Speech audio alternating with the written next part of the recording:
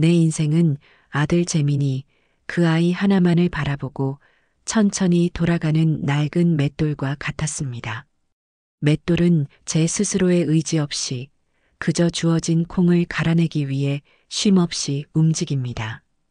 콩나물 장사를 하던 어머니에게서 태어난 제가 다시 콩나물을 팔아 아들을 키워낸 것이 어쩌면 당연한 운명이었을지도 모릅니다.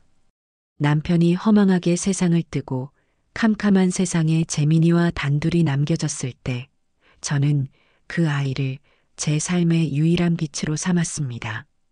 제 모든 땀과 눈물은 재민이를 위한 것이었고 그 아이의 웃음 한 번에 제 고된 하루는 눈 녹듯 사라지곤 했습니다.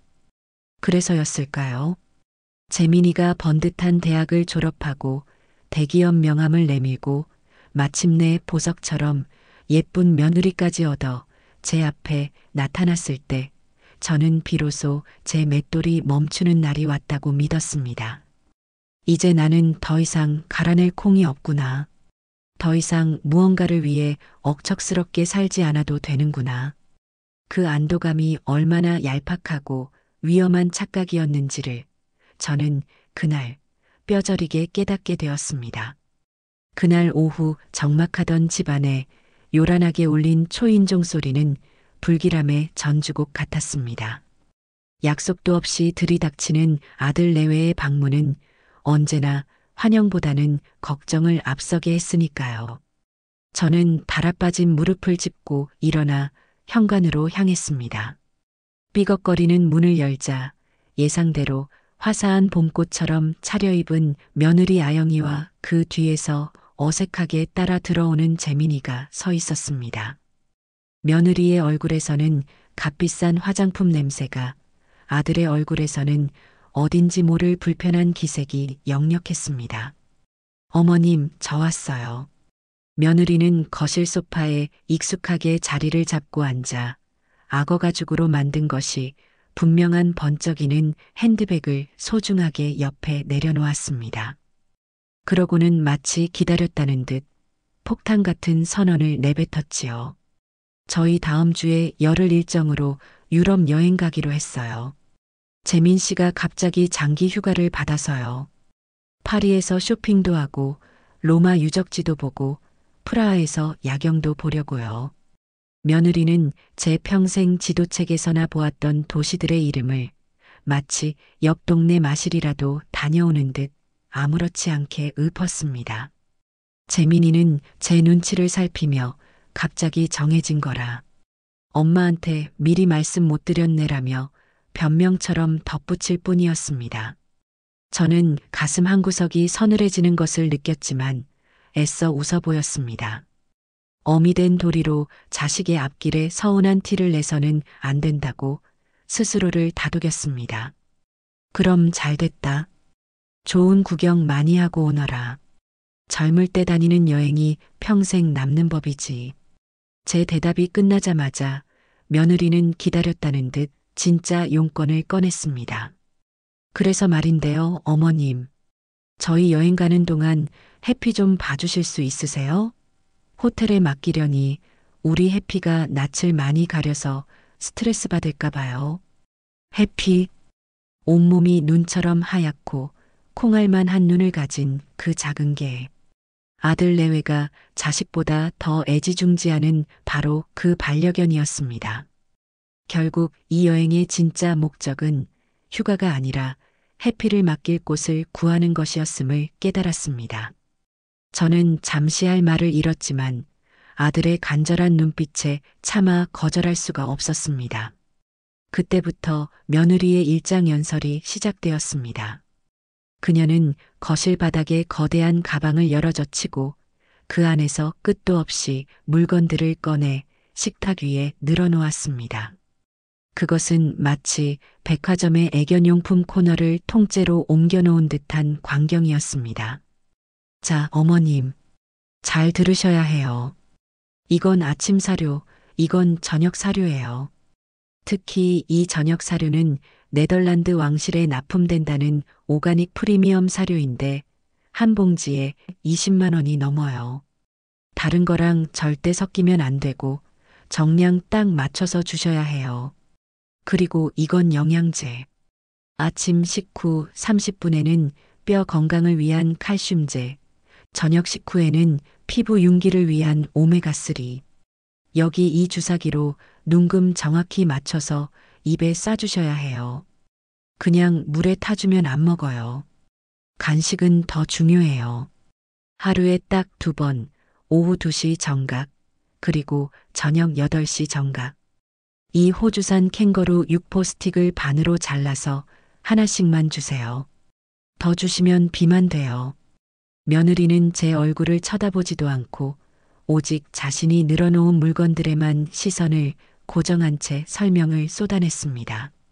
산책 시간, 배변 패드 가는 법, 심지어는 해피가 좋아하는 클래식 음악 채널 번호까지. A4 용지 3장에 빽빽하게 적힌 해피 돌봄 매뉴얼을 냉장고에 자석으로 붙이며 그녀는 마지막으로 제게 경고하듯 말했습니다. 어머님, 제가 적어드린 것 외에는 절대 아무것도 주시면 안 돼요. 아시겠죠? 얘는 보통 개가 아니라 혈통부터 관리까지 특별한 아이니까요. 저는 그저 고개를 끄덕일 뿐이었습니다. 제 평생 재민이를 키우면서 단 한 번도 이토록 복잡하고 까다로운 규칙에 얽매여 본 적이 없었습니다. 그 모든 시간이 흐르는 동안 제 아들 재민이는 마치 죄인처럼 고개를 숙인 채 서 있기만 했습니다. 아내가 저를 하녀처럼 대하는 그 상황에서 그는 단 한마디도 거들거나 막지 않았습니다. 자식 내외는 제게 마시라고 사온 값싼 주스 한 병 없이 오직 자신들의 소중한 개에 대한 지시 사항만 폭포수처럼 쏟아내고는 현관을 나섰습니다. 어머님, 그럼 저희 다녀올게요. 해피 잘 부탁드려요. 문이 닫히고 텅 빈 거실에는 저와 해피 그리고 식탁 위에 산처럼 쌓인 애견용품들만 남았습니다. 저는 허탈한 웃음을 터뜨렸습니다.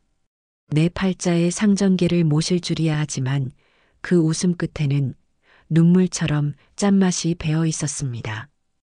닷새가 흘렀습니다. 처음에는 낯설어하며 제 주위를 경계하던 해피도 이제는 제가 가는 곳마다 그림자처럼 졸졸 따라다녔습니다. 제가 낡은 소파에 앉아 텔레비전을 보면 제 무릎 위로 뛰어 올라와 몸을 웅크리고 잠이 들었습니다. 외롭고 적막하던 제 집에 작은 생명의 온기가 스며들기 시작한 것입니다.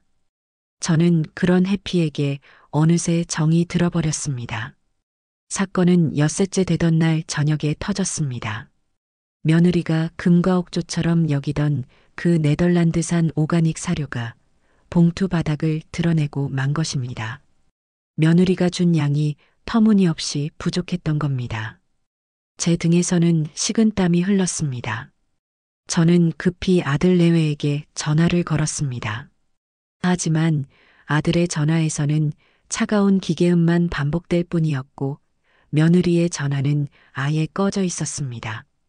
아마 유럽의 어느 멋진 레스토랑에서 저녁을 즐기고 있겠지요. 시간은 흘러 저녁 8시, 해피의 식사 시간이 되었습니다. 해피는 제 다리에 머리를 비비며 낑낑거렸습니다. 배가 고프다는 명백한 신호였지요. 저는 발을 동동 굴렀습니다. 이 작은 생명체를 굶길 수는 없는 노릇이었습니다. 그냥 한 끼 굶겨도 되는 건데.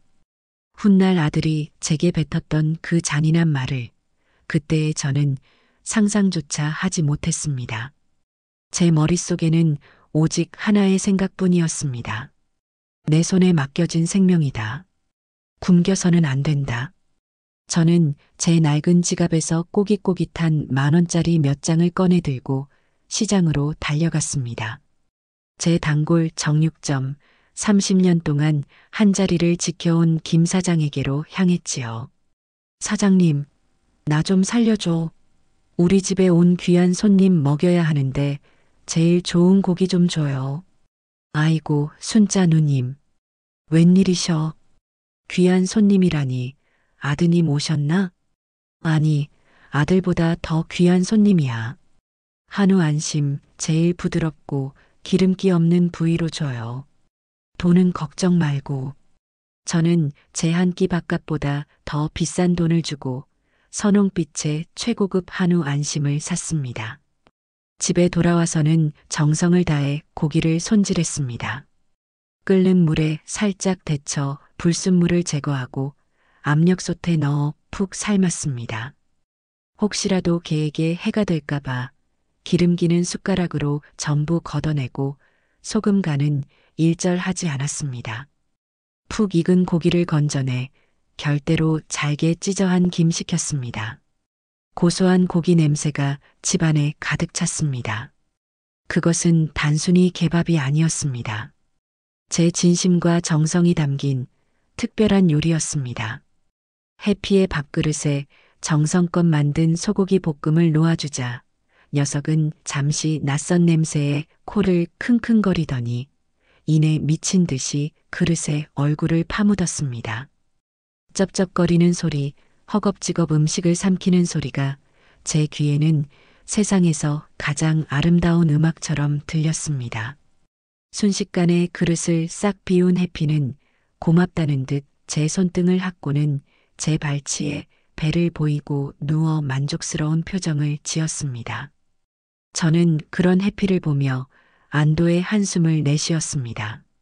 그래, 이게 맞는 거지. 굶기는 것보다야 100번, 1000번 낫지. 지옥 같았던 그날이 밝았습니다. 아들 내외가 돌아오는 날이었습니다. 오후 늦게 현관문 비밀번호를 누르는 소리가 들렸습니다.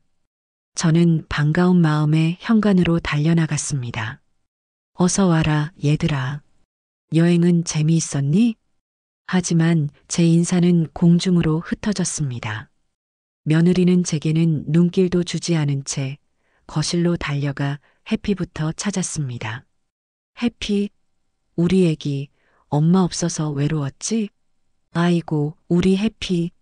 며느리는 해피를 품에 안고 뽀뽀를 퍼붓고 한참을 어르다가 문득 해피의 밥그릇으로 시선을 옮겼습니다.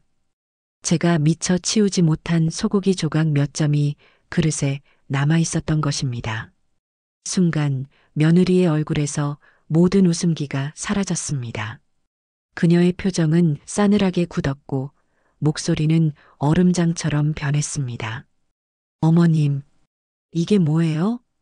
저는 순간 심장이 철렁 내려앉는 것을 느꼈습니다. 아, 그게 며느라기야. 내가 준 사료가 다 떨어져서. 연락은 안 되고 해피는 배고프다고 울고 그래서 내가 시장에서 제일 좋은 한우를 사다가 제 말이 채 끝나기도 전에 며느리의 찢어질 듯한 고성이 제 귓전을 때렸습니다. 어머니, 지금 제정신이세요? 세상에 어떤 무식하고 무식한 사람이 걔한테 사람 먹는 소고기를 먹여요. 얘가 얼마나 예민하고 알레르기가 심한데 이 비싸고 귀한 애를 완전히 망쳐놓으시면 어떡해요. 며느리는 미친 사람처럼 해피의 온몸을 샅샅이 뒤지기 시작했습니다. 그러더니 배에 목이 물린 것처럼 작게 올라온 붉은 반점 하나를 발견하고는 마치 세상이 무너진 것처럼 소리를 질렀습니다. 이것 좀 보세요. 당장 알레르기 올라왔잖아요. 이거 치료하려면 병원 가서 주사 맞고 약 먹고 특수 사료 먹이고 돈이 수백만 원 깨지는 거 아세요? 어머님은 책임지실 수 있으세요? 왜 하지 말라는 짓을 마음대로 하세요. 노인네들 고집은 정말 못 말린다니까.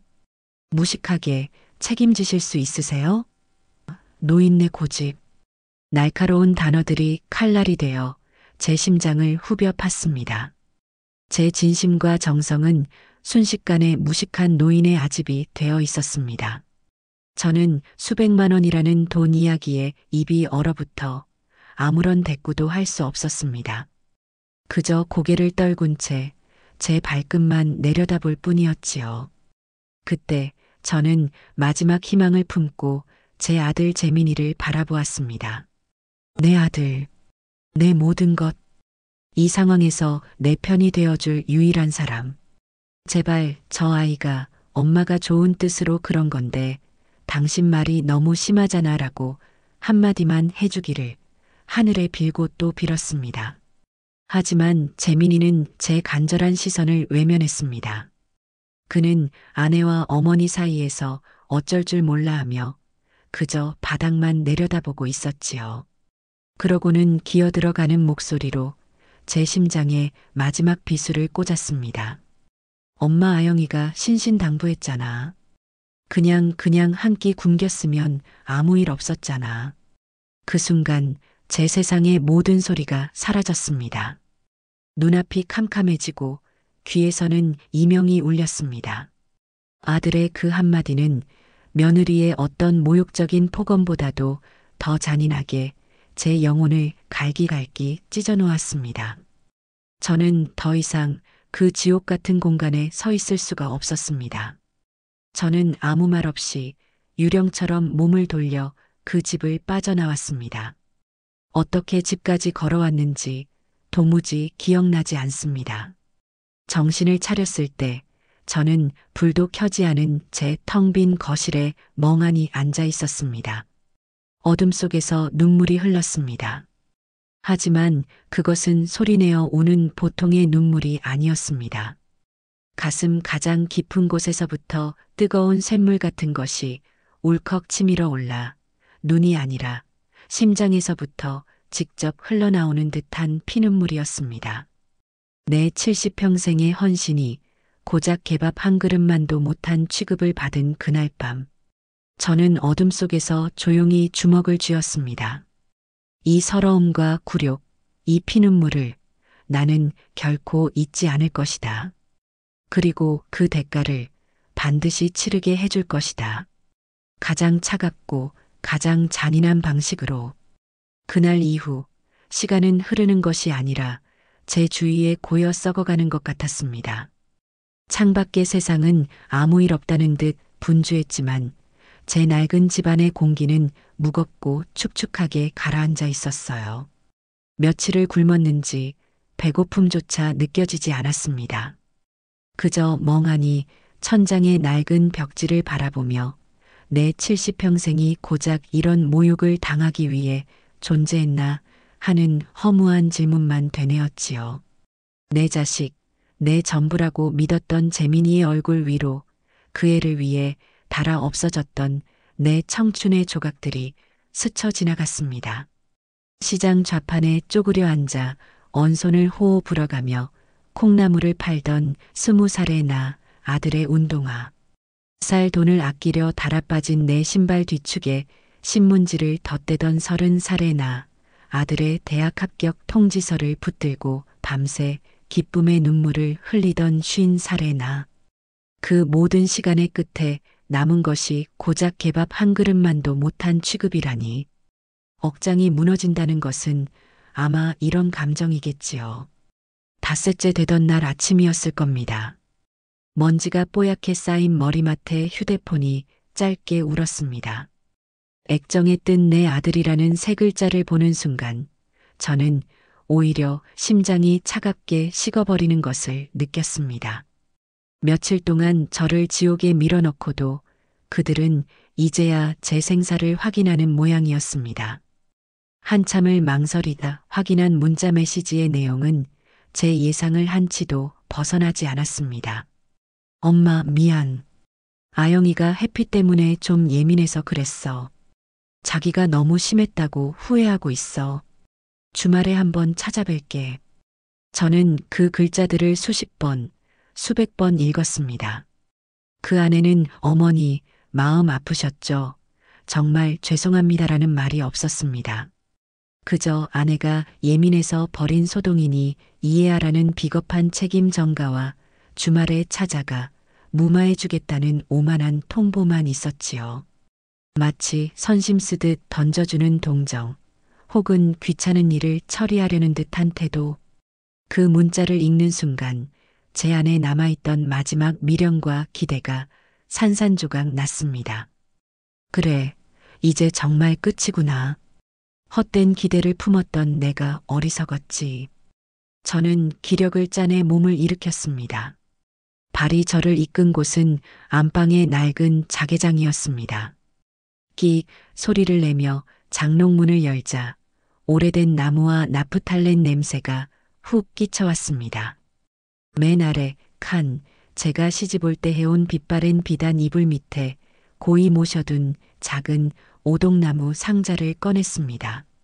상자 뚜껑을 열자 10년 전 먼저 세상을 떠난 남편의 흔적들이 모습을 드러냈습니다. 땀으로 얼룩진 가죽 시계줄이 달린 낡은 시계, 손때가 반질반질하게 묻은 인감도장, 그리고 곱게 접힌 누런 종이 한 장. 바로 땅 문서였습니다. 저는 땅 문서를 펼쳐들고 남편의 마지막 모습과 목소리를 떠올렸습니다. 병세가 깊어져 숨쉬는 것조차 힘겨워하던 그가 제 손을 붙잡고 신신당부하던 말이 귓가에 생생하게 울리는 듯 했습니다. 여보, 내가 없더라도 너무 아들놈한테만 목매고 살지 마. 자식은 자식 인생이 따로 있는 법이야. 당신은 당신 인생을 살아야지. 이 땅 내가 당신 주려고 평생 허리띠 졸라매서 마련한 거야. 쌈짓돈 하라는 게 아니야. 늙어서 자식한테 서러움 당하지 말고 당신 자신을 위해서 쓰라고 주는 거야. 사람들 구경도 하고 맛있는 것도 사 먹고 당신이 웃는 모습 하늘에서라도 봐야 내가 편히 눈을 감지. 그때는 울면서 고개만 저었습니다. 당신 없이 사는 게 무슨 의미가 있냐고, 재민이만 잘 되면 나는 더 바랄 게 없다고. 남편은 그런 저를 보며 안타까운 미소를 지었지요. 당신은 너무 착해서 탈이야. 그의 말이 맞았습니다. 저는 너무 착했고 너무 어리석었습니다. 제 모든 것을 바친 자식에게서 돌아온 것은 존경과 사랑이 아닌 차가운 무시와 경멸뿐이었습니다. 땅 문서를 가슴에 품고 저는 소리 없이 울었습니다. 남편에 대한 사무치는 그리움과 그의 깊은 지혜를 이제야 깨달은 제 자신에 대한 한심함이 뒤섞여 뜨거운 눈물이 뺨을 타고 흘러내렸습니다. 한참을 울고 나니 이상하게도 머리가 맑아지고 마음이 단단해졌습니다. 그래, 여보. 당신 말이 맞았어. 이제라도 당신 마지막 소원을 들어줘야지. 하지만 저는 이 땅을 제 한 몸 편하자고 쓰지는 않을 겁니다. 그것은 남편의 뜻을 온전히 받드는 것이 아니겠지요. 저는 이 땅으로 제 남은 생의 가치를 증명할 겁니다. 저처럼 자식에게 외면당하고 세상에 기댈 곳 없는 서러운 늙은이들이 마지막까지 인간으로서의 존엄을 지킬 수 있는 보금자리를 만들 겁니다. 그리고 그 과정을 통해 제 아들 내외에게 똑똑히 보여줄 겁니다. 그들이 그토록 하찮게 여겼던 이 늙은 어미가 돈 몇 푼에 영혼을 파는 그들보다 얼마나 더 위대하고 의미 있는 존재인지를. 이것은 단순한 복수가 아닙니다. 제 자신과 저를 사랑했던 남편의 명예를 되찾는 성전이 될 것입니다. 저는 자리에서 일어나 수화기를 들었습니다. 손끝의 떨림이 멈추고 심장이 차갑게 뛰기 시작했습니다. 제가 누른 번호는 동네에서 가장 신뢰가 두터운 부동산 중개인의 것이었습니다. 제 목소리는 놀랍도록 차분했습니다. 사장님, 저 연희동 박순자입니다. 예전에 남편이 남겨준 경기도 땅, 그게 지금 시세가 어떻게 되는지 좀 알아봐 주시겠어요? 제 새로운 인생과 자비 없는 복수는 그 전화 한 통으로 조용히 막을 올렸습니다.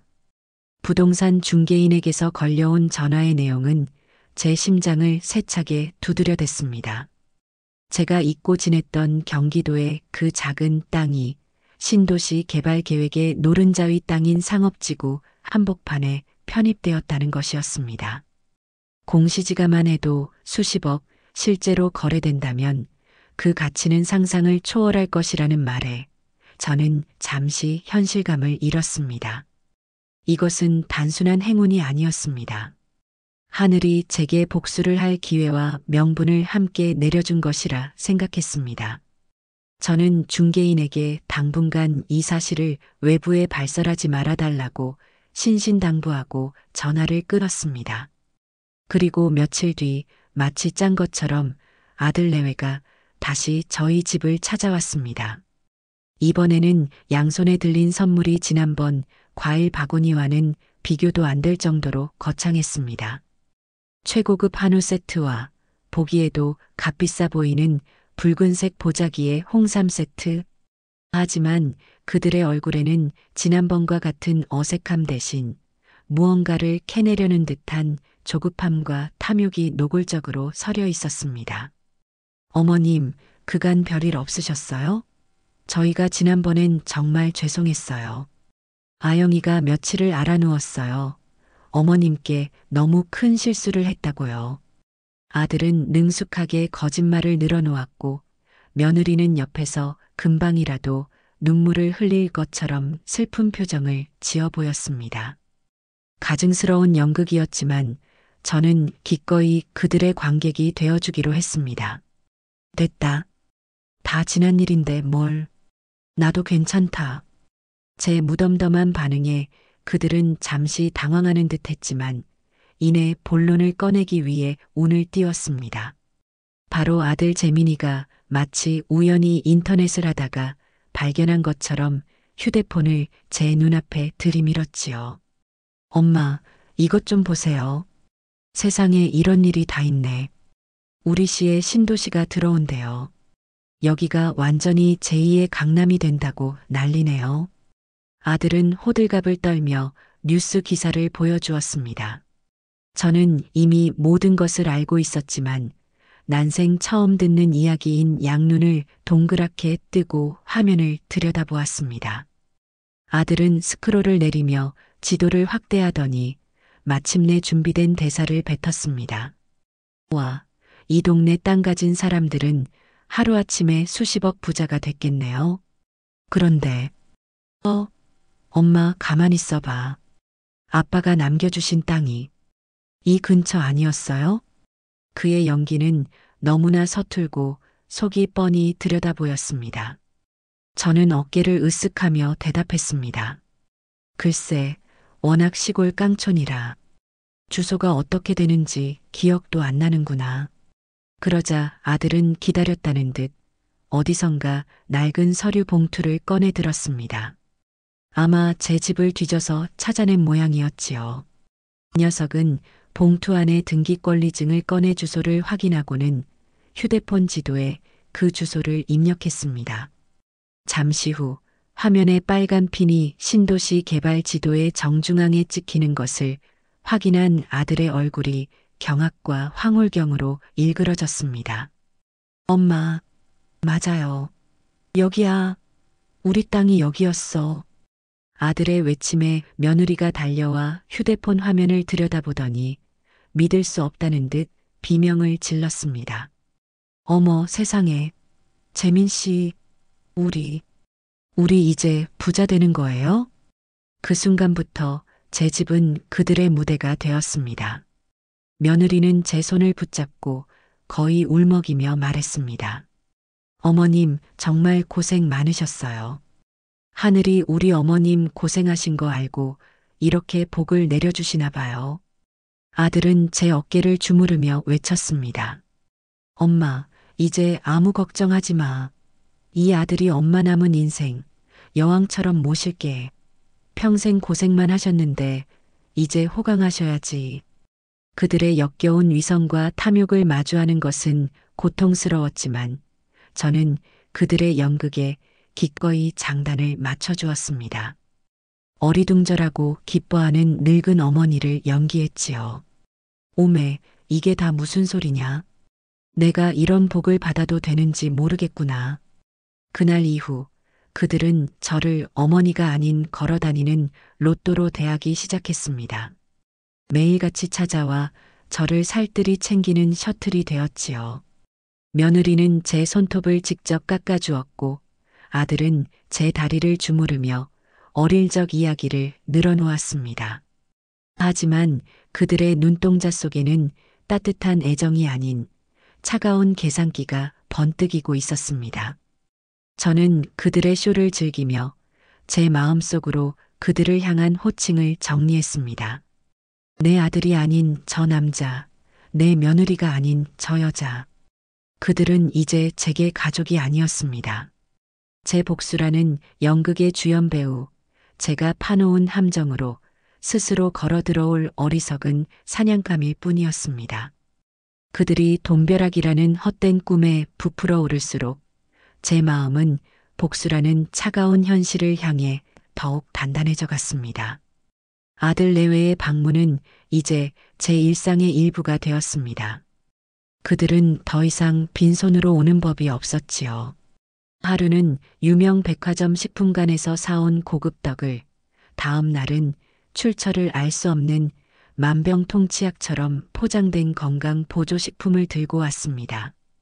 그들이 내미는 선물 꾸러미가 늘어날수록 그들이 제게 바라는 것 역시 명확해졌습니다. 바로 땅에 대한 권리였지요. 어머님, 제가 어제 구청에도 한번 다녀왔는데요. 이게 절차가 보통 복잡한 게 아니더라고요. 세금 문제부터 시작해서 보상 절차, 개발 계획까지 머리 아픈 일이 한두 가지가 아니에요. 아들은 마치 자신이 대단한 수고라도 한 것처럼 부풀려 말했습니다. 며느리는 옆에서 안타깝다는 표정으로 거들었지요. 맞아요, 어머님. 연세도 있으신데 이런 일로 신경 쓰시면 몸 상하세요. 괜히 어설프게 하다가 사기꾼들한테 당하면 평생 모은 재산 다 날리는 거예요. 그들의 논리는 단순했습니다. 어머니는 늙고 무지하니 젊고 똑똑한 우리가 대신 나서야 한다. 그들은 저를 위한다는 명목으로 교묘하게 저의 판단력을 흐리고 자신들의 통제하에 두려 했습니다. 심지어는 자기들이 아는 유능한 세무사와 믿을 만한 개발업자가 있다며 저를 그들에게 데려가려고까지 했습니다. 그 모든 것이 저를 고립시키고 자신들의 소나기에 넣으려는 수작임을 저는 똑똑히 알고 있었습니다. 그들이 허술한 그물로 저를 옭아매려는 동안 저는 훨씬 더 깊고 은밀한 곳에서 저만의 칼을 갈고 있었습니다. 저는 버스를 몇 번이나 갈아타고 서울의 중심가 테헤란로에 위치한 한 고층 빌딩으로 향했습니다. 제가 찾아간 곳은 남편의 지인이 소개해준 기업 소송과 부동산 분쟁에서 단 한 번도 져본 적이 없다는 평판의 법무법인이었습니다. 유리문이 미끄러지듯 열리자 차가운 에어컨 바람과 함께 정장을 입은 젊은 남녀들이 분주하게 오가는 모습이 보였습니다. 시장 바구니를 옆에 낀 제 모습은 그곳의 풍경과 완전히 이질적이었지요.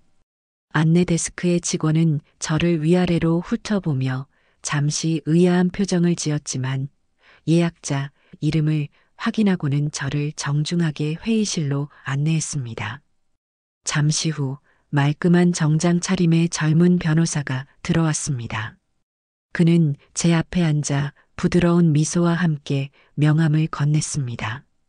저는 그에게 구구절절 제 사연을 늘어놓지 않았습니다. 대신 제 이야기의 핵심이 담긴 3가지를 그의 앞에 꺼내 놓았지요. 땅 문서, 며느리의 폭언이 담긴 녹음기, 그리고 아들이 보낸 성의 없는 사과 문자. 변호사는 녹음된 내용을 들으며 미간을 찌푸렸고 문자를 읽고 나서는 짧은 한숨을 내쉬었습니다. 그는 서류와 증거들을 검토한 뒤 저를 바라보며 물었습니다. 그래서 어머님께서 원하시는 것이 정확히 무엇입니까? 이 땅에 대한 최대한의 금전적 보상입니까? 저는 고개를 저었습니다. 아니요, 변호사님. 돈은 중요하지 않습니다. 저는 이 땅으로 저처럼 버림받은 늙은이들을 위한 보금자리를 만들 겁니다. 그리고 그 과정에서 제 자식들이 자신들의 탐욕이 얼마나 어리석었는지를 뼈저리게 느끼게 해주고 싶어요. 법의 테두리 안에서 그들에게 가장 큰 상실감과 절망감을 안겨줄 방법을 찾아주십시오. 제 말에 젊은 변호사의 눈이 흥미롭게 빛났습니다. 알겠습니다, 어머님. 어머님의 뜻이 무엇인지 정확히 이해했습니다. 이제부터는 어머님께서 무대 위에서 연기만 하시면 됩니다. 나머지 각본과 연출은 저희가 맡겠습니다. 그날 이후 모든 것은 일사천리로 진행되었습니다. 변호사는 공익재단 설립을 위한 서류 준비에 착수했고, 저는 그 사실을 철저히 숨긴 채 아들 내외의 재롱을 받아주는 순진한 노모의 역할을 계속했습니다. 며느리는 어느 날 화려한 코팅지로 인쇄된 개발 사업 제안서를 들고 왔습니다. 인터넷에서 급조한 티가 역력한 조감도와 현실성 없는 장밋빛 수익률 분석표가 가득했지요. 어머님, 이것 좀 보세요. 여기에 최고급 주상복합을 지으면 어머님은 평생 로열티만 받으시면서 사실 수 있어요. 저희가 이렇게까지 다 준비했어요. 저는 돋보기를 쓰고 한참을 들여다보는 척했습니다. 그러고는 감탄을 연발했지요. 세상에, 너희들이 이렇게 대단한 아이들인 줄 내가 미처 몰랐구나. 나는 봐도 뭐가 뭔지 하나도 모르겠다. 너희가 똑똑하니 다 알아서 하겠지. 제 칭찬에 자신감을 얻은 아들은 이제 슬슬 본색을 드러냈습니다. 엄마, 그래서 말인데, 이런 사업을 추진하려면 일단 땅 명의를 우리 회사 앞으로 해두는 게 여러모로 절차가 편해. 가족끼리 하는 건데 세금 문제도 그렇고. 저는 속으로 웃음이 터져 나오는 것을 간신히 참았습니다. 그래, 드디어 올 것이 왔구나. 저는 잠시 고민하는 척하다가 인자한 미소를 지으며 말했습니다. 그래, 내 말이 맞겠지. 그렇게 큰일을 한다는데 엄마가 도와줘야지. 어디 한번 생각 좀 해보자꾸나. 제 대답에 아들 내외의 얼굴에 화색이 도는 것을 똑똑히 보았습니다. 그들은 제가 완전히 넘어왔다고, 자신들의 승리가 눈앞에 다가왔다고 확신했을 겁니다. 그들은 자신들이 사냥꾼이라고 믿고 있겠지만 실은 사냥꾼의 덫 안으로 스스로 걸어 들어오고 있는 가여운 짐승일 뿐이었습니다. 제가 생각 좀 해보겠다는 애매한 말로 시간을 끄는 동안 아들 내외는 이미 거부가 된 듯 행동했습니다. 그들의 허영과 탐욕이 쌓아 올리는 모래성은 제 눈에도 위태로워 보일 정도였지요.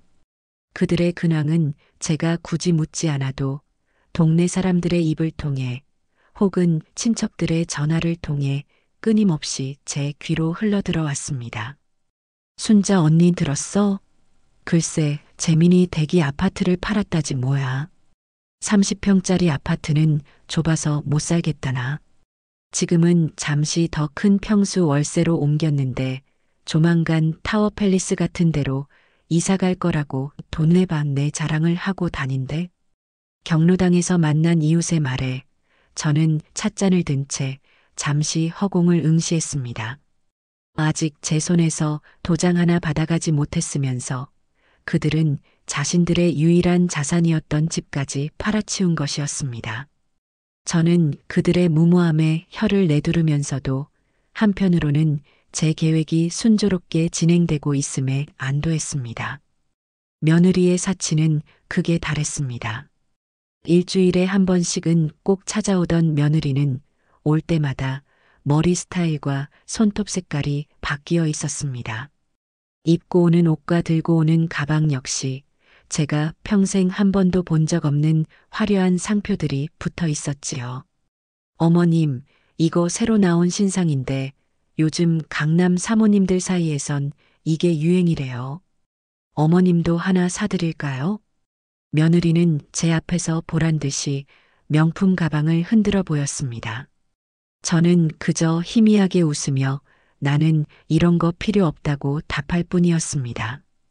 그 아이는 제가 자신의 부를 부러워하기를 바랐겠지만 제 눈에는 그저 빚으로 치장한 가련한 허수아비로 보일 뿐이었습니다.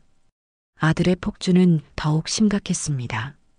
결국 아들은 15년간 성실하게 다니던 직장에 사표를 던졌다는 소식이 들려왔습니다. 그러고는 강남의 한 작은 오피스텔에 MJ 개발 컨설팅이라는 거창한 이름의 사무실을 차렸다고 했습니다. 퇴직금을 전부 쏟아부은 것은 물론 은행 대출까지 받았다는 흉흉한 소문도 뒤따랐지요. 그가 제게 전화해 자랑스레 말했습니다. 엄마, 나 드디어 내 사업 시작했어. 언제까지 남 밑에서 월급이나 받고 살 순 없잖아. 다 엄마 땅 개발할 준비 단계를 밟는 거야. 큰일을 하려면 이 정도 투자는 기본이지. 저는 그의 목소리에서 성공에 대한 자신감이 아닌 초조함과 불안을 읽었습니다. 그는 스스로를 속이고 있었고 저 역시 속일 수 있다고 믿고 있었습니다. 그가 쌓아 올리는 모래성은 이제 바람 한 번만 불면 금방이라도 무너져 내릴 것처럼 위태로워 보였습니다. 그리고 마침내 그 바람이 불기 시작했습니다. 어느 늦은 저녁 제 휴대폰이 울렸습니다. 아들이었습니다. 저는 일부러 전화를 바로 받지 않고 벨소리가 5번쯤 울린 뒤에야 느릿하게 통화 버튼을 눌렀습니다. 여보세요. 엄마, 나 재민이야. 바빴어? 평소와 달리 그의 목소리는 한껏 가라앉아 있었고 배경에서는 시끄러운 음악 소리가 희미하게 들려왔습니다. 아마 술이라도 한잔한 모양이었지요. 아니다. 왜 그러냐? 아니, 다름이 아니라 엄마, 내가 지금 진행하는 일이 있는데 자금이 아주 약간, 정말 바늘구멍만큼 부족해서 그래. 어차피 우리 곧 큰돈 들어오잖아. 그러니까 그 땅 계약금 명목으로라도 조금만 먼저 융통해 줄 수 없을까? 올 것이 왔구나. 제 심장이 차갑게 울렸습니다. 스스로의 힘으로 감당할 수 없는 성을 쌓아 올린 자의 필연적인 결말. 그는 이제 제게 손을 벌리기 시작한 것입니다. 저는 잠시 동안 아무 말도 하지 않았습니다. 수화기 너머로 아들의 거친 숨소리와 침 넘어가는 소리가 고스란히 전해져 왔습니다. 제가 침묵하자 아들의 목소리는 더욱 절박해졌습니다. 엄마, 정말 급해서 그래. 이것만 해결되면 모든 게 순조롭게 풀릴 수 있어. 엄마 아들 한 번만 믿고. 저는 그의 말을 중간에 끊었습니다. 제 목소리는 얼음처럼 차갑고 단단했습니다. 아들아. 응, 엄마. 나는 너에게 단 한 푼도 줄 돈이 없다. 뭐? 그리고 내 아버지에게 똑똑히 배웠다. 있지도 않은 돈을 믿고 일을 벌이는 것은 패가망신의 지름길이라고. 제 말에 아들은 순간 할 말을 잃은 듯 했습니다. 수화기 너머에서는 정막만이 흘렀습니다. 제가 이토록 단칼에 거절하리라고는 상상도 못했을 테지요. 아니, 엄마. 그런 뜻이 아니라. 이건 투자를 위한 거라니까. 우리 다 잘 되자고 하는 일이잖아. 아들이 거의 울부짖듯 소리쳤지만 제 마음은 바위처럼 요지부동이었습니다. 내가 잘 되고 못 되고는 내 사정이다. 나는 아직 그 땅을 너에게 주겠다고 약속한 적이 없다. 그 사실을 잊지 마라. 저는 그 말을 끝으로 미련 없이 통화 종료 버튼을 눌렀습니다. 휴대폰 화면이 검게 변하고 집안에는 다시 정적이 찾아왔습니다. 저는 잠시 허공을 응시했습니다. 아직 복수는 끝나지 않았지만 저는 오늘 밤 제 손으로 직접 성벽의 첫 번째 돌멩이를 빼낸 것입니다. 이제 저 거대한 모래성은 스스로의 무게를 이기지 못하고 아주 천천히 그리고 비참하게 무너져 내리기 시작할 것입니다. 아들에게서 돈을 빌려달라는 전화를 끊은 뒤 며칠간 녀석들에게서는 아무런 연락이 없었습니다. 아마도 제 단호한 거절에 충격을 받고 자기들끼리 머리를 맞대고 새로운 작전을 짜고 있었겠지요. 저는 그들의 침묵이 더 큰 폭풍을 예고하는 전조임을 직감했습니다. 그들이 가진 패는 이제 얼마 남지 않았고 절박해진 쥐는 고양이를 무는 법이니까요. 저는 그들이 어떤 수를 쓰든 받아 칠 준비를 하며 제 일상을 묵묵히 살아냈습니다. 매일 아침 변호사와 통화하며 재단 설립 절차를 확인했고 오후에는 경로당 친구들과 웃고 떠들며 평온을 가장했습니다. 일주일쯤 지났을까요? 예상대로 며느리에게서 전화가 걸려왔습니다. 평소에 높고 가식적인 톤이 아닌 비장함마저 느껴지는 차분한 목소리였습니다. 어머님, 이번 주 토요일 저녁 시간 괜찮으세요? 저희가 중요한 이야기도 드릴 겸 사돈 어른들도 모시고 좋은 곳에서 식사 한번 대접하고 싶어서요. 사돈 어른들까지 동원한다는 말에 저는 이것이 그들의 마지막 승부수임을 확신했습니다. 저를 압박하기 위해 모든 전력을 끌어모은 것이겠지요. 마지막 만찬이 되겠구나. 저는 속으로 읊조리며 더없이 인자한 목소리로 대답했습니다. 그럼 시간을 비워둬야지. 너희가 사돈까지 모시는 귀한 자리라는데 내가 빠질 수 있나? 약속한 토요일이 되었습니다. 저는 아침 일찍 일어나 목욕 재개를 했습니다. 옷장 깊숙한 곳에서 가장 아껴두었던 남편이 살아생전 마지막 생일에 사준 옥색 한복을 꺼내 입었습니다. 비싼 옷은 아니었지만 제게는 세상 그 어떤 명품보다 소중한 갑옷과도 같은 옷이었지요. 화장대 거울 앞에 앉아 희끗희끗한 머리를 단정히 비서쪽을 졌습니다. 거울에 비친 제 얼굴은 지난 몇 달간의 마음고생으로 퍽 상해 있었지만 두 눈만은 형형하게 빛나고 있었습니다. 오늘은 싸움터에 나가는 장수의 심정으로 조금도 흐트러진 모습을 보여서는 안 되었습니다. 저는 그들이 보낸 차를 타지 않았습니다. 약속 시간보다 1시간 일찍 집을 나서 버스를 타고 약속 장소인 고급 한정식 집으로 향했습니다. 차창 밖으로 스쳐가는 풍경을 보며 저는 제 인생을 반추했습니다. 억척스럽게 살아온 지난 세월, 그리고 앞으로 펼쳐질 새로운 인생. 그 경계선에 서 있는 오늘, 저는 조금도 두렵지 않았습니다. 한정식 집은 그 명성대로 화려하고 위압적이었습니다. 입구에서부터 비단 옷을 입은 직원이 허리를 굽혀 저를 맞았고 웅장한 가야금 소리가 흐르는 복도를 지나 가장 안쪽에 있는 거대한 방으로 안내되었습니다. 방 안에는 이미 아들 내외와 안사돈 내외가 도착해 있었습니다. 저를 보자 모두가 자리에서 일어났지요. 어머님 오셨어요. 아이고, 사부인, 이렇게 직접 뵙게 되어 영광입니다. 안사돈은 과장된 웃음과 함께 제 손을 잡았고 안사돈 역시 옆에서 점잖은 척 고개를 숙였습니다. 며느리는 제게 물수건을 건네며 살갑게 굴었고 아들은 어색하게 웃으며 제 옆에 앉았습니다. 잠시 후 상다리가 휘어질 만큼 화려한 음식들이 들어오기 시작했습니다. 눈으로만 봐도 값비싸 보이는 전복과 대하, 갈비찜과 신선로. 하지만 그 음식들은 제게 아무런 감흥도 주지 못했습니다. 저는 그저 뜨거운 숭늉으로 입술만 축이며 그들의 연극이 시작되기를 기다렸습니다. 식사가 어느 정도 무르익자 안사돈이 먼저 포문을 열었습니다. 사부인, 정말 자제분들을 훌륭하게 키우셨습니다. 저희 사위, 재민서방이 이렇게 사업수완이 좋은 줄은 미처 몰랐지 뭡니까? 다 사부인의 가르침 덕분이겠지요. 저는 옅은 미소로 화답했습니다. 별 말씀을요. 다 사돈께서 따님 교육을 잘 시켜서 우리 재민이가 옆에서 보고 배우는 것이지요.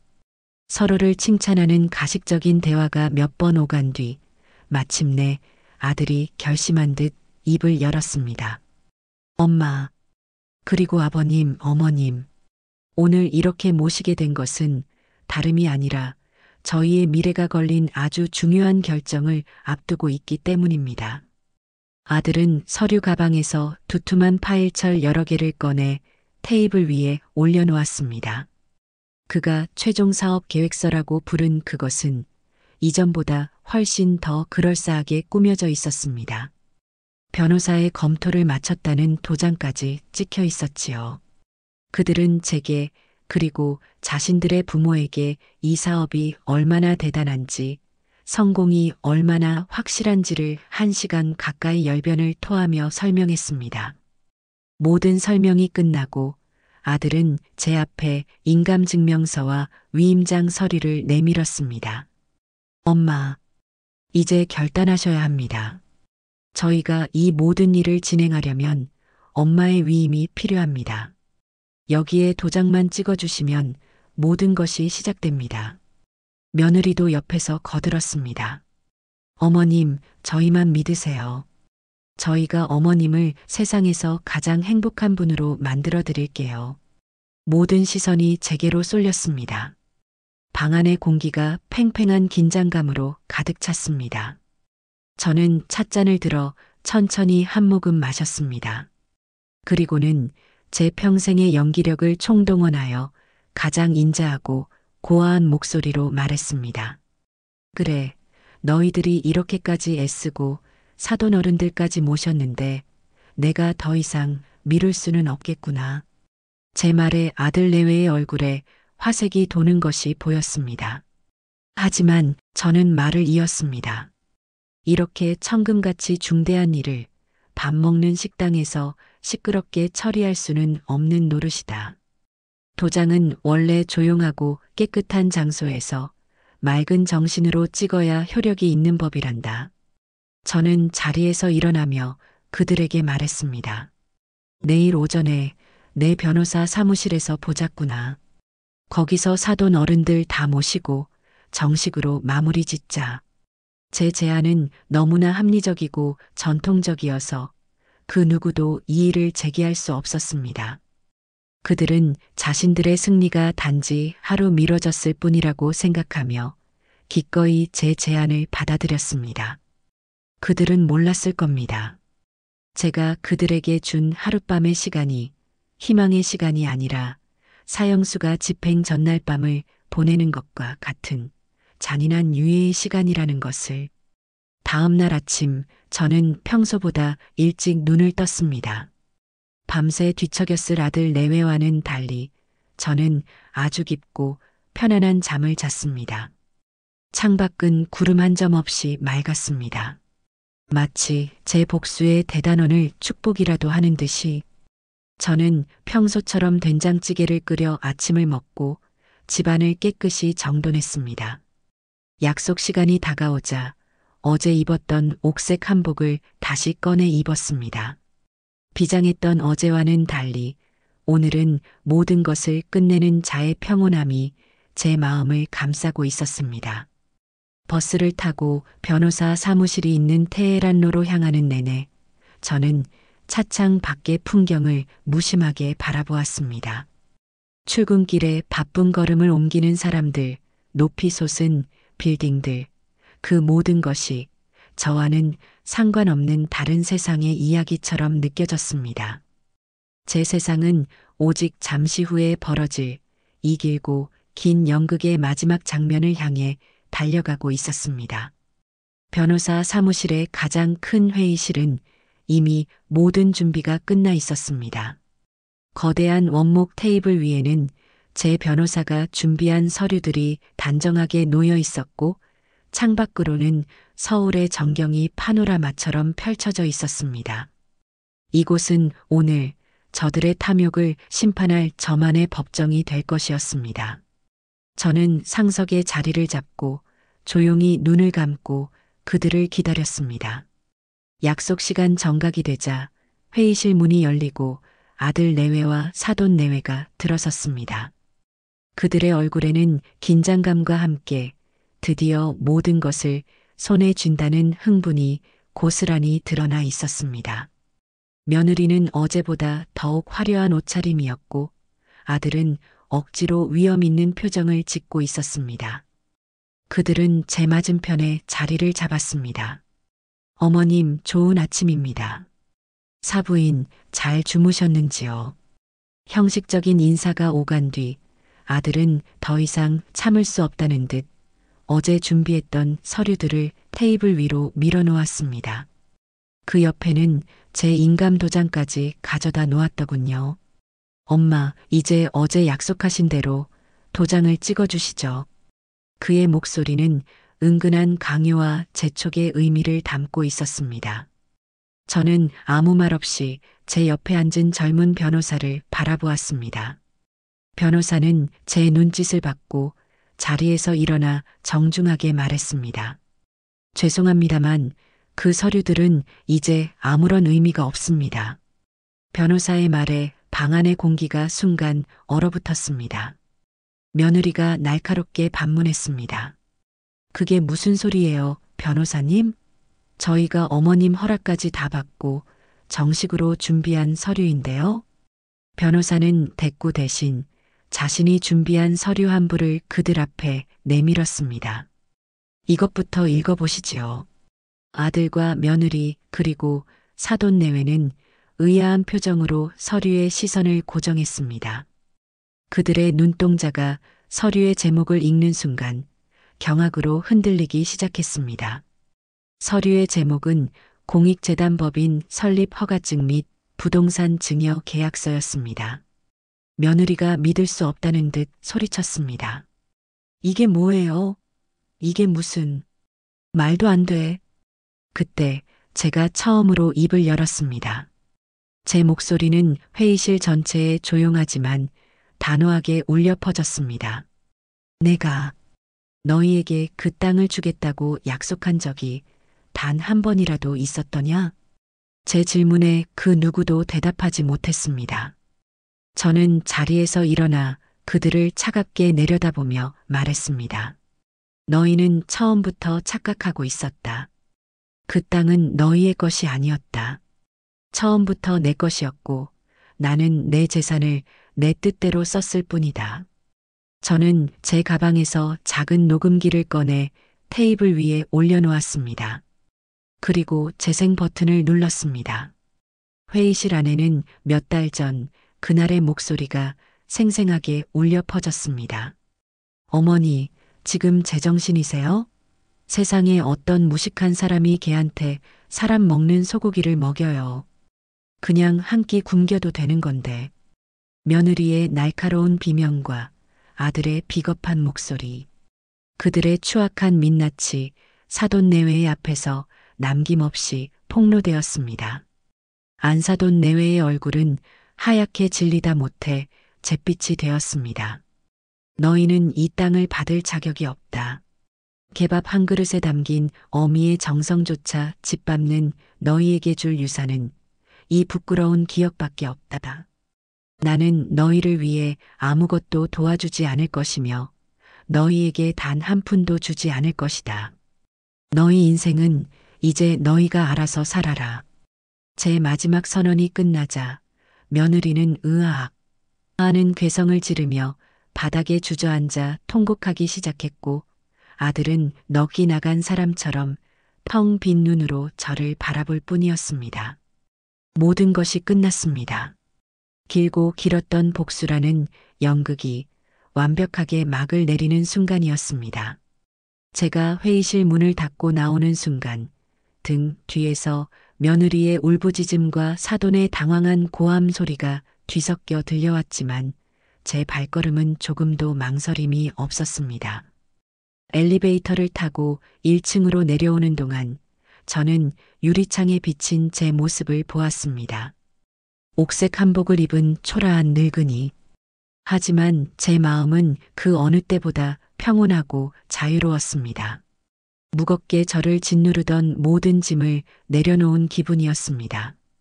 빌딩을 빠져나오자 눈부신 햇살이 저를 반겼습니다. 저는 깊게 숨을 들이마셨습니다.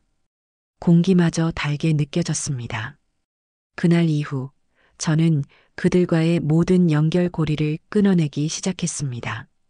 가장 먼저 휴대폰 번호를 바꿨고 집 전화는 아예 없애버렸습니다. 혹시나 하는 마음에 현관문의 낡은 자물쇠도 최신 디지털 도어록으로 교체했습니다. 그들은 이제 제게 전화를 걸 수도 불쑥 찾아올 수도 없게 되었습니다. 제 삶에서 그들을 완벽하게 도려내는 작업이었습니다. 몇 주가 지났을까요? 저는 장을 보기 위해 오랜만에 동네의 큰 시장을 찾았습니다. 채소 가게 앞에서 한참 콩나물을 고르고 있는데 익숙하면서도 낯선 뒷모습이 눈에 들어왔습니다. 며느리였습니다. 한때는 명품 옷과 화려한 장신구로 온몸을 휘감고 다니던 아이. 하지만 제 앞에 서 있는 그녀는 싸구려 티셔츠에 몸빼 바지 차림이었고 윤기 나던 머리는 푸석하게 엉클어져 있었습니다. 그녀는 채소 가게 주인과 단돈 100원을 깎기 위해 실랑 일을 벌이고 있었습니다. 그때 그녀가 고개를 돌리다 저와 눈이 마주쳤습니다. 그녀의 눈동자가 지진이라도 난 듯 격렬하게 흔들렸습니다. 그 안에는 분노, 원망, 그리고 깊은 수치심과 공포가 뒤섞여 있었습니다. 그녀는 황급히 고개를 숙이고 도망치듯 시장 인파 속으로 사라졌습니다. 저는 그 처량한 뒷모습을 잠시 바라보았습니다. 마음속에 어떤 동정심도 일어나지 않았습니다. 그저 인과응보라는 네 글자만 선명하게 떠오를 뿐이었습니다. 그들의 몰락에 대한 소문은 금방 퍼져나갔습니다. 아들이 차렸던 회사는 빚더미에 앉아 부도가 났고 무리해서 옮겼던 월세 아파트에서도 쫓겨나 지금은 어디 변두리의 반지하 단칸방으로 들어갔다고 했습니다. 무엇보다 그들을 고통스럽게 만든 것은 경제적 파탄만이 아니었습니다. 며느리의 부모, 즉 안사돈 내외가 그들에게 등을 돌린 것입니다. 자신들의 얼굴에 똥칠을 했다며 딸과의 연을 끊다시피 했다는 소문이었습니다. 주변의 모든 친구와 친척들 역시 어머니의 재산을 탐내다 스스로 망한 불효막심한 자식들이라며 그들을 손가락질했습니다. 그들은 사회적으로도 인간적으로도 완벽하게 고립되었습니다. 어느 날 저녁 제 변호사에게서 연락이 왔습니다. 아들 내외가 혹시나 하는 마음에 저의 증여 무효 소송 가능성을 알아보기 위해 여러 법무법인을 찾아다녔다는 것이었습니다. 하지만 모든 변호사들이 고개를 저었다고 합니다. 온전한 정신 상태의 소유주가 행한 합법적인 기부 행위는 자식이라 할지라도 되돌릴 방법이 전무하다는 답변만 들었다는군요. 변호사는 제게 물었습니다. 혹시라도 마음이 약해지시거나 그들이 다시 찾아와 용서를 빌면 어떻게 하시겠습니까? 저는 창밖의 어둠을 바라보며 단호하게 대답했습니다. 그럴 일 없습니다, 변호사님. 그 아이들과 저는 이제 이 세상에 함께 존재하지 않는 서로의 인생에 아무런 영향을 미치지 않는 완벽한 남입니다. 제 선언은 진심이었습니다. 그들은 제 기억 속에서 그리고 제 현실 속에서 그렇게 완벽히 지워져 가고 있었습니다. 계절은 무심하게 흘러 뜨거웠던 여름의 열기가 쓰러지고 서늘한 가을바람이 옷깃을 여미게 만드는 계절이 왔습니다. 세상의 색이 녹색에서 노란색과 붉은색으로 변해가는 동안 제 세상 역시 회색빛 절망에서 벗어나 고요한 평온의 색을 되찾고 있었습니다. 순자 어르신 쉼터의 공사는 순조롭게 진행되었습니다. 매일 아침 안전모를 쓰고 공사 현장을 둘러보는 것이 제 새로운 일과가 되었지요. 철골이 뼈대처럼 올라가고 벽돌이 살처럼 채워지는 모습을 보며 저는 제 인생의 무너진 성벽을 다시 쌓아 올리는 듯한 충만함을 느꼈습니다. 아들 내외에 대한 소문은 간간히 들려왔습니다. 그들은 이제 사람들의 대화 속에서 조롱과 동정의 대상이 되어 있었습니다. 무리하게 얻었던 사무실과 월세방에서 쫓겨나 지금은 시 경계에 있는 허름한 반지하 단칸방에서 빚쟁이들을 피해 숨어 지낸다고 했습니다. 며느리는 화려했던 명품들을 헐값에 팔아 생활비를 마련하고 아들은 일용직 노동이라도 구하려 애쓰지만 글을 써주는 곳은 아무 데도 없다는 것이었습니다. 저는 그 소식을 전해 들을 때마다 아무런 감정도 느끼지 못했습니다. 그저 먼 나라의 낯선 사람들 이야기처럼 무심하게 고개를 끄덕일 뿐이었습니다. 그러던 어느 늦은 오후였습니다. 공사 현장을 둘러보고 집으로 돌아오는 길, 제 집 대문 앞에서 웬 낯선 남자가 서성이는 것을 발견했습니다.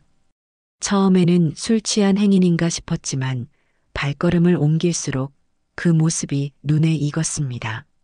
기름때에 전 남루한 작업복, 마른 나뭇가지처럼 앙상해진 어깨, 덥수룩하게 자란 수염과 움푹 팬 눈.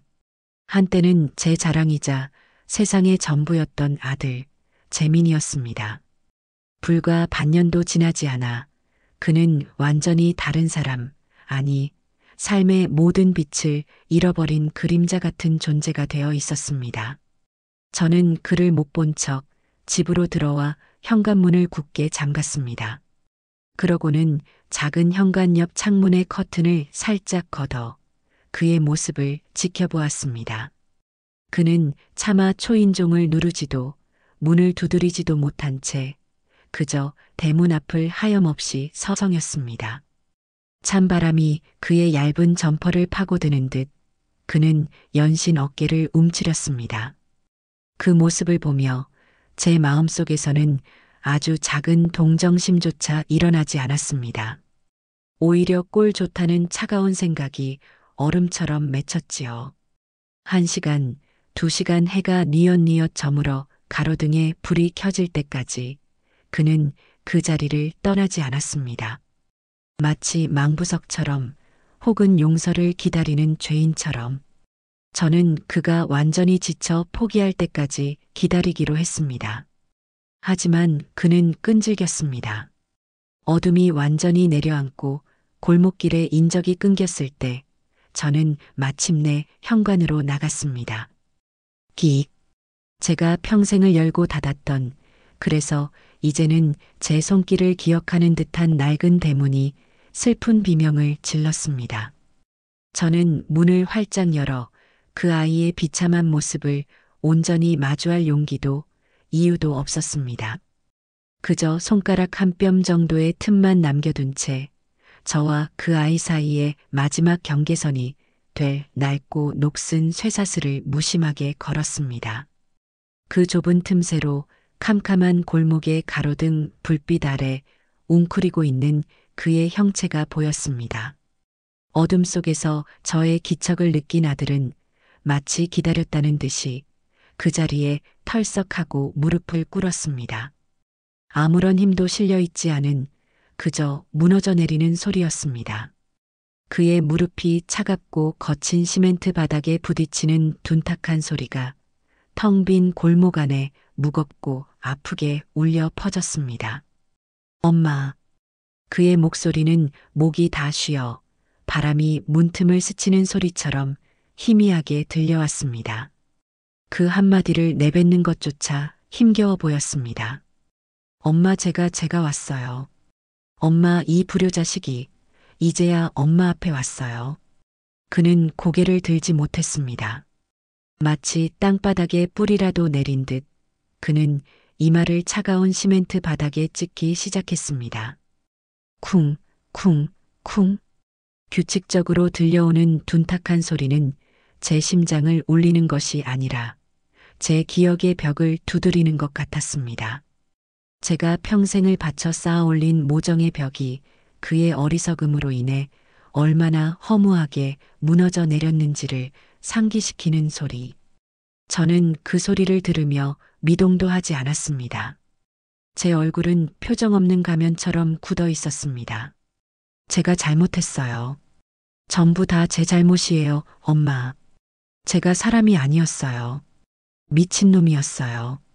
썩은 돈 몇 푼에 눈이 멀어서 엄마 가슴에 감히 대못을 박았어요. 세상에서 가장 소중한 게 뭔지도 모르고 그저 제 욕심만, 제 아내의 허영만 채우려고 발버둥 쳤어요. 제가 정말 어리석었어요, 엄마. 그는 어린아이처럼 엉엉 울기 시작했습니다. 그의 울음소리에는 수십 년의 세월을 거슬러 올라가는 듯한 원초적인 후회와 뼈저린 절망, 그리고 구차한 자기 연민이 끈적하게 뒤섞여 있었습니다. 아영이 그 사람도 지금 말이 아니에요. 매일 밤 잠도 못 자고 울기만 해요. 다 저 때문이에요. 제가 제대로 된 남편이었다면, 제대로 된 아들이었다면 막았어야 했는데, 제가 다 망쳤어요. 제 인생도, 그 사람 인생도, 그리고 무엇보다 엄마의 마음을요. 엄마, 제발, 제발, 이 못난 아들, 딱 한 번만, 정말 마지막으로 한 번만 용서해 주세요. 네, 죽으라면 죽고, 기라면 기겠어요. 평생 엄마 발 닦개로 살아도 좋아요. 제발 저를 다시 아들로만 받아주세요.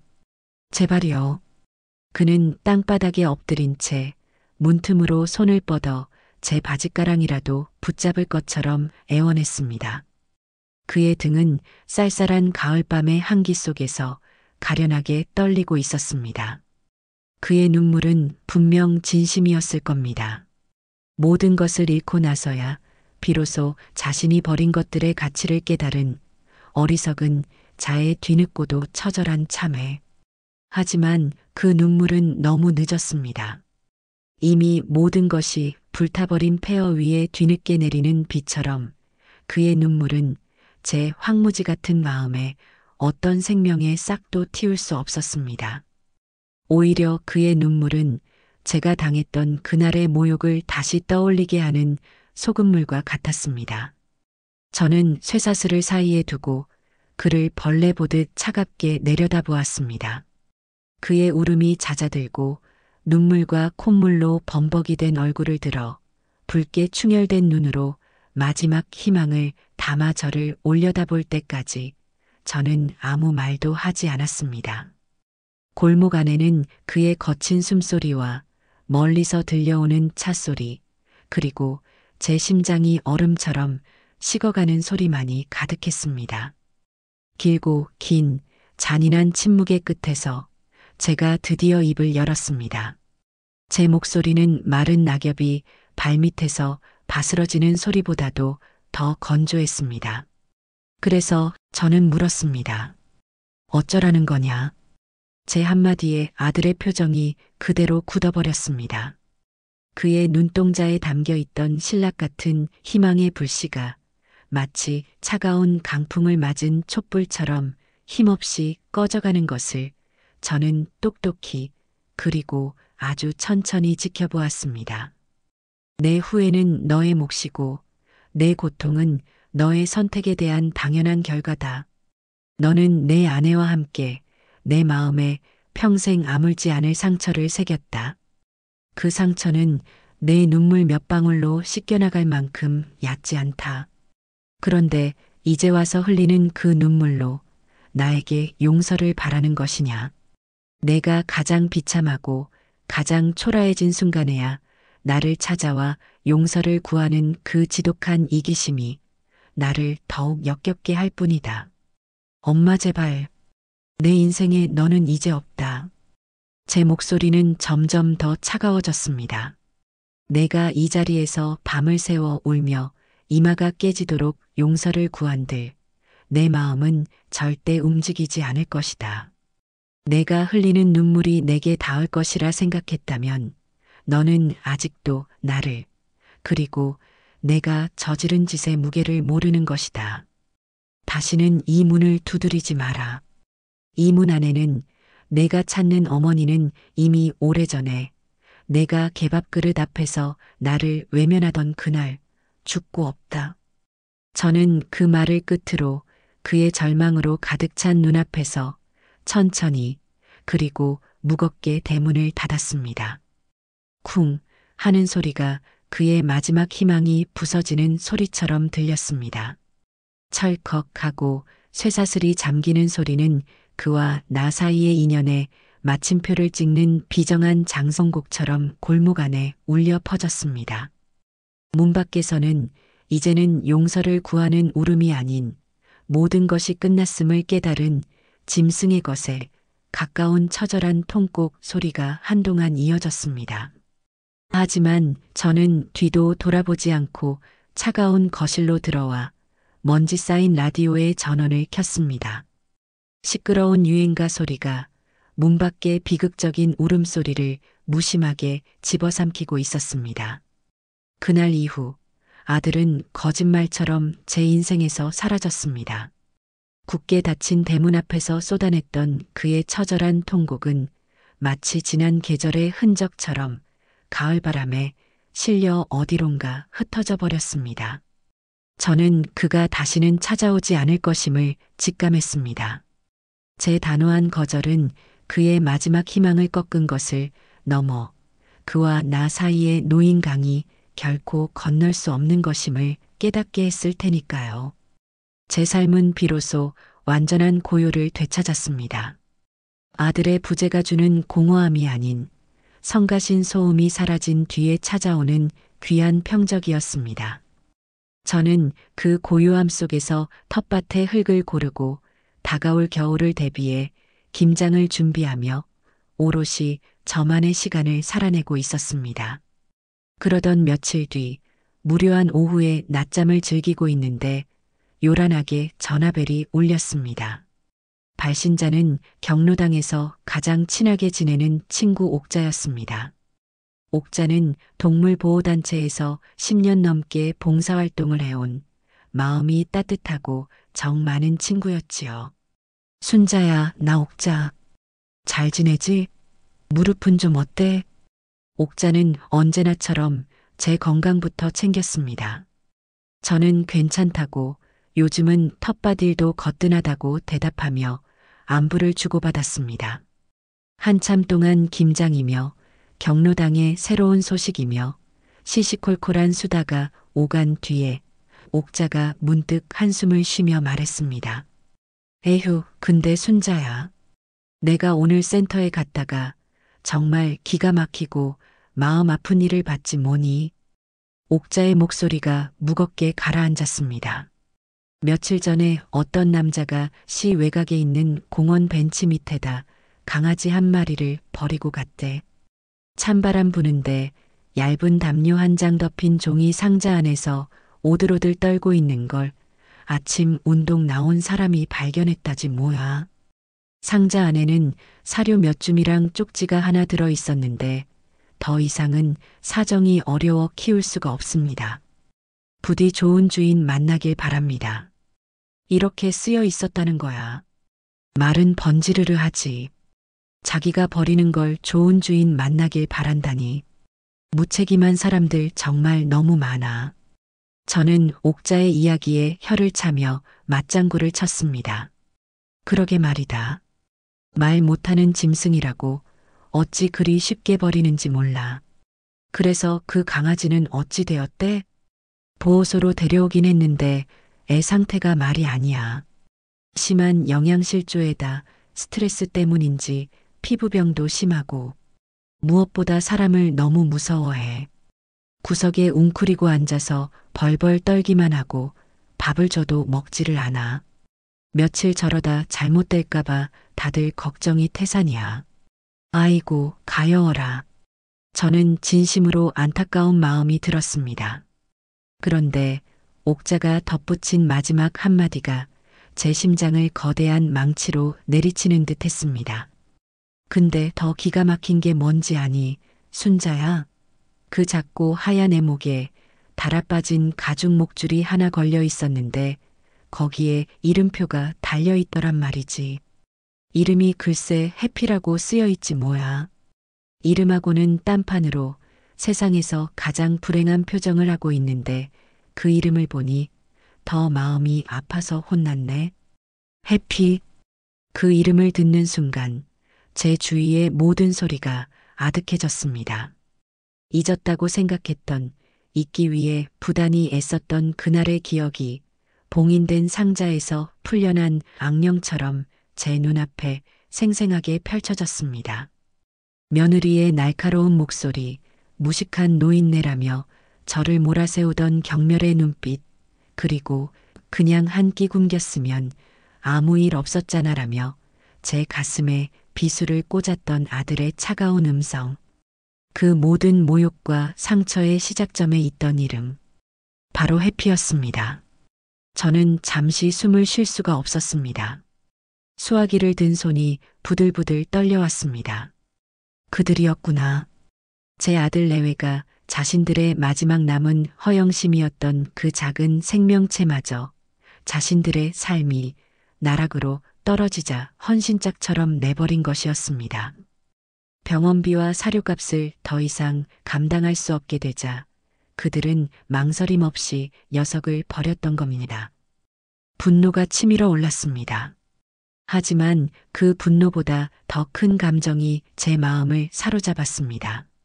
그것은 지독한 아이러니와 운명의 장난에 대한 서글픔, 그리고 이 모든 비극의 또 다른 피해자에 대한 깊은 연민이었습니다. 이 작은 생명체는 아무런 잘못이 없었습니다. 그저 주인의 허영심을 채우는 장식품으로 살다가 주인의 몰락과 함께 버려졌을 뿐입니다. 저와 이 아이는 어쩌면 같은 상처를 가진 동병상련의 처지일지도 모릅니다. 아들 내외에게 버림받았다는 점에서 저는 이 지독한 악연의 고리를 이제는 제 손으로 끊어내야 한다고 생각했습니다. 아니, 끊어내는 것이 아니라 새로운 인연으로 덮었어야 한다고 결심했습니다. 그것은 그들을 용서하기 위함이 아니었습니다. 오히려 그 반대였습니다.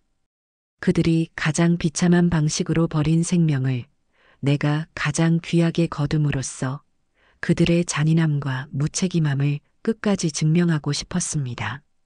또한 이 작은 생명을 보살핌으로써 그들로 인해 핥히어지고 찢긴 제 마음의 상처 또한 치유받고 싶었습니다. 순자 어르신 쉼터가 버려진 사람들을 위한 곳이라면 이 아이는 제 마음의 쉼터에 들어올 첫 번째 가족이 될 자격이 충분했습니다. 한참의 침묵 끝에 저는 떨리는 목소리로 입을 열었습니다. 제 목소리는 그 어느 때보다 단호하고 굳건했습니다. 옥자야. 응, 순자야.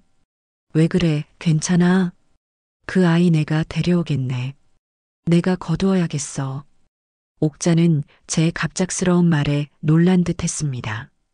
뭐? 순자 너 진심이야? 내가 지금 걔를 키울 형편이 아니, 그보다도 몸도 성치 않은데. 아니, 괜찮아. 내가 돌봐야 할 아이야. 그러니 옥자야, 나 좀 도와줘. 내가 내일 아침 첫 차를 타고 그곳으로 바로 갈게. 주소 좀 알려다오. 그리고 그 아이 절대 다른 곳으로 보내면 안 된다고 꼭 좀 말해줘. 저는 그렇게 제 인생의 가장 중요한 결정 중 하나를 내렸습니다. 전화를 끊고 저는 한동안 멍하니 허공을 바라보았습니다. 이것은 단순히 유기견 한 마리를 입양하는 것이 아니었습니다. 제 과거의 가장 큰 상처와 정면으로 마주하고 그 상처의 상징이었던 존재를 제품으로 끌어안는 일이었습니다. 이 지독한 악연의 마지막 피해자를 제 손으로 구원하고 그 아이를 보듬는 과정을 통해 제 상처 또한 치유해줄 새로운 가족을 저는 그렇게 맞이하기로 결심했습니다. 시간은 덧없이 흘러 두 번의 겨울이 지나고 세 번째의 따스한 봄이 찾아왔습니다. 제 땅 위에는 마침내 순자 어르신 쉼터라는 이름의 아름다운 건물이 위용을 드러냈습니다. 개원식 날 저는 제 인생에서 가장 분주하고 행복한 하루를 보냈습니다. 저를 도와주었던 변호사와 건축가, 물심양면으로 응원해준 동네 친구들, 그리고 새로운 보금자리에 입주할 어르신들까지 수많은 사람들의 축복 속에서 저는 쉼터의 현판을 제 손으로 직접 내걸었습니다.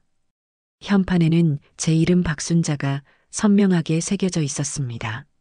저는 더 이상 누군가에게 종속된 존재가 아니었습니다. 제 이름 석자로 당당히 선 하나의 온전한 인간이자 새로운 공동체의 주인이었습니다. 저는 쉼터의 가장 햇살이 잘 드는 곳에 위치한 작은 별채에 제 거처를 마련했습니다. 제 곁에는 이제 가족이 된 해피가 늘 함께했습니다. 이 녀석은 제 극진한 보살핌 아래 과거의 상처를 모두 잊은 듯 밝고 건강한 모습으로 쉼터의 모든 이들에게 사랑받는 마스코트가 되었습니다. 저는 더 이상 녀석에게 값비싼 수입 사료를 먹이지 않았습니다. 대신 매일 아침 수의사의 조언에 따라 신선한 재료로 직접 만든 건강식으로 녀석의 밥그릇을 채워주었지요. 부드럽게 삶아 찢은 닭가슴살과 잘게 썬 당근, 브로콜리를 섞어주면 해피는 꼬리가 보이지 않을 정도로 흔들며 그릇을 싹싹 비웠습니다. 그 건강한 식욕과 행복한 표정을 보는 것이 제 하루를 여는 가장 큰 기쁨이었습니다. 쉼터에서의 제 삶은 과거와는 비교할 수 없을 정도로 풍요롭고 다채로웠습니다.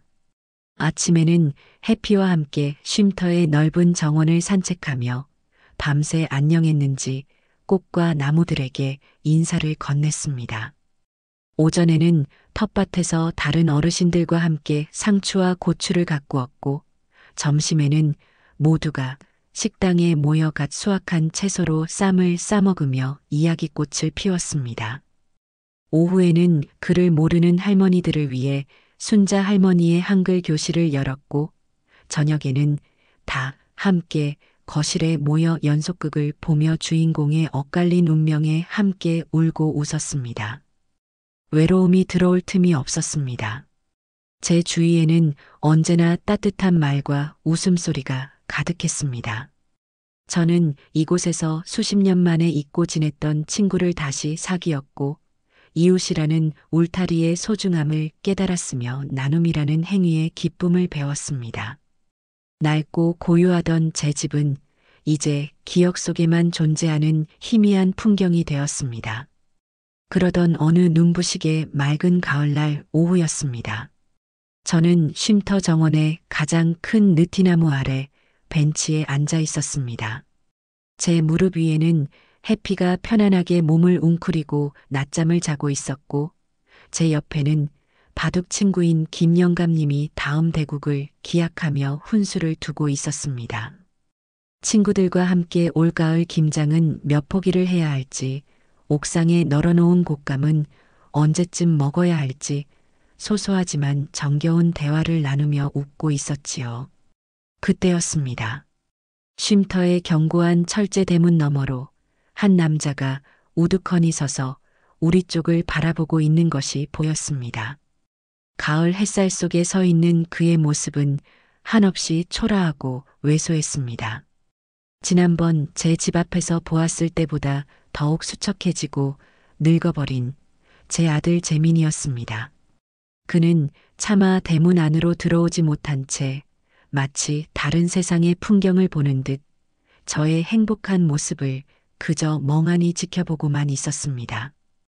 그의 눈빛은 텅 비어 있었고 그 안에는 깊이를 알 수 없는 후회와 그리움, 그리고 영원히 건널 수 없는 강을 앞에 둔 자의 처절한 체념이 담겨 있었습니다. 함께 있던 친구가 제 팔을 툭 치며 물었습니다. 순자 씨, 저기 저 사람 꽤 오랫동안 저기 서 있네. 혹시 아는 사람이야? 저는 잠시 그에게 시선을 두었습니다. 한때는 제 우주였고 제 심장이었던 존재. 하지만 지금 제 눈에 비친 그는 그저 풍경의 일부일 뿐이었습니다. 길가의 돌멩이, 이름 모를 들풀과 하등 다를 바 없는 제 마음의 어떤 파문도 일으키지 못하는 무의미한 존재. 증오도 연민도 그 어떤 감정도 남아있지 않은 완전한 무의 상태.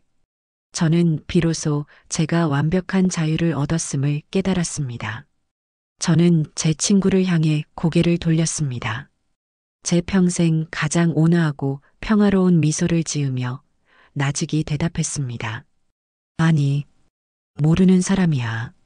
저는 더 이상 그에게 시선을 주지 않았습니다.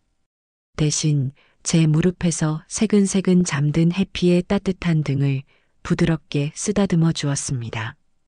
귓가에는 친구들의 즐거운 웃음소리가 들려왔고 코끝에는 맑은 가을 공기와 흙냄새가 스며들었습니다. 제가 제 손으로 직접 지은 이 견고하고 평화로운 성 안에서 저의 새로운 봄날은 영원히 계속될 것입니다.